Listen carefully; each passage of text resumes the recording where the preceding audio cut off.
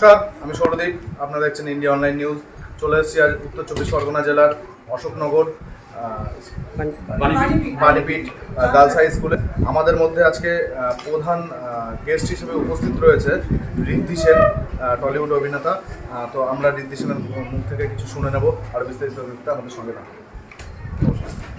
আজকে অশোকনগর বাণীপীঠ বিদ্যালয়ের উদযাপনে আসতে পেরে আমার খুবই ভালো লাগছে, কারণ আমি আজ স্টেজেই বক্তব্যই বলছিলাম তাদের বার্থডেতে আসতে পারার যে কারণ সেটা হচ্ছে যে আমরা যখন শহর থেকে শহরের এই মুহূর্তে ধরি যে শিক্ষা ব্যবস্থা বা স্বাস্থ্য ব্যবস্থার যে বলা যেতে পারে যে ডেভেলপমেন্ট হয়েছে, সেইটার মধ্যে সেই ডেভেলপমেন্ট ও উন্নয়নের মধ্যে যেরকম একটা অপূর্ব সুন্দর দিক আছে, সেটা ছাড়াও এখন শিক্ষা ব্যবস্থার মধ্যে বা স্বাস্থ্য ব্যবস্থা মানে মানুষের যে নেসেসিটি, সেইটার মধ্যে অনেকটা স্তরে রাজনীতি বা কর্পোরেটাইজেশন যুক্ত হয়ে গেছে।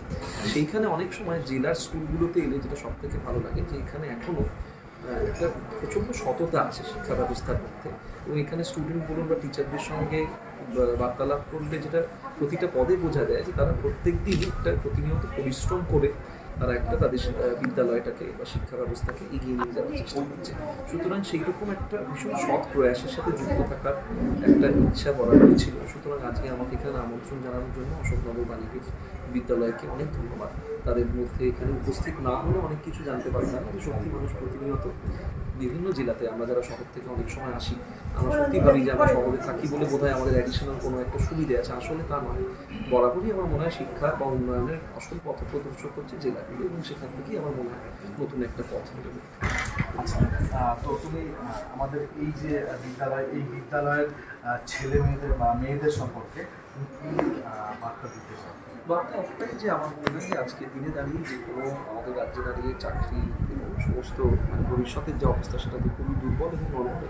সুতরাং সেখানে চট করে সাহস হারিয়ে ফেলার একটা প্রবণতা থাকতে পারে, এবং চারদিকে ডিজিটালাইজেশন এমন হয়ে গেছে, ইন্টারনেট এমনভাবে ঢুকে গেছে যে সেখানে মানুষ শিক্ষা ব্যবস্থা থেকে প্রকৃত শিক্ষা বা প্রকৃত সত্যিটা কী, ইনফরমেশনের যুক্ত হয়ে এবং ইনফরমেশন ইন্টারনেট আসার পরে এত ম্যানিপুলেট করা হয় যে অনেক সময় যে সত্যি কথাটা কী সেটা আমরা জানতে পারি না বা পৌঁছানো যায় না।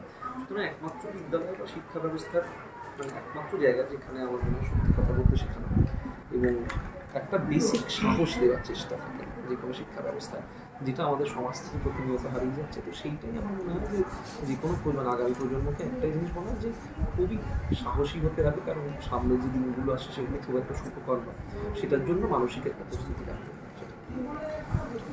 অনেক অনেক ধন্যবাদ জানাই টলিউড অভিনেতা ঋদ্ধি সেনকে। আরও বিস্তারিত দেখতে আমাদের সঙ্গে থাকুন, চোখ রাখুন ইন্ডিয়া অনলাইন নিউজ।